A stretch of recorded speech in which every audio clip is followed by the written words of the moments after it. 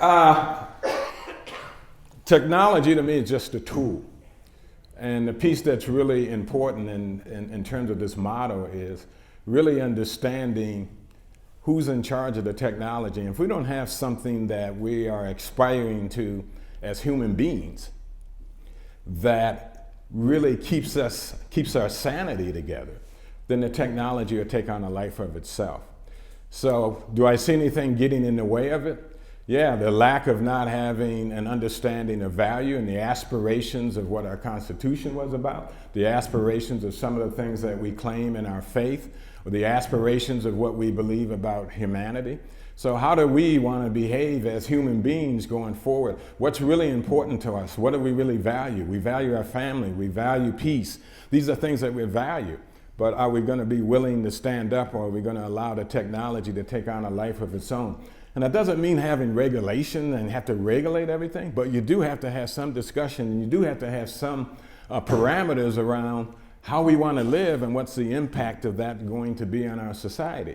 And I don't think there's enough discussion going around on that right now.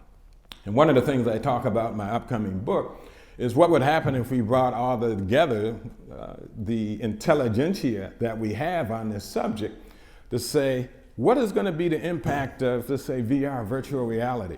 Particularly if you use virtual reality in a negative context. What is that going to do? And virtual reality, what I'm talking about, if you're not familiar with that term, is it simulates reality. And there's a whole lot of things that could happen in that space that could make people even have greater challenges than what they have today. But those are things that we need to be thoughtful about. The Facebook thing, having discussions and bringing in different people to talk about what is the impact of that. And I think we're moving towards that direction, and I think there's a movement that we want to address and have technology work for us, but there's always a negative side of technology where it can work against us. So how do we come to that balance? And so I think it's up to us. I think that we need to really sort of think these things through and put some parameters around it that make sense of the value of what it means to be human.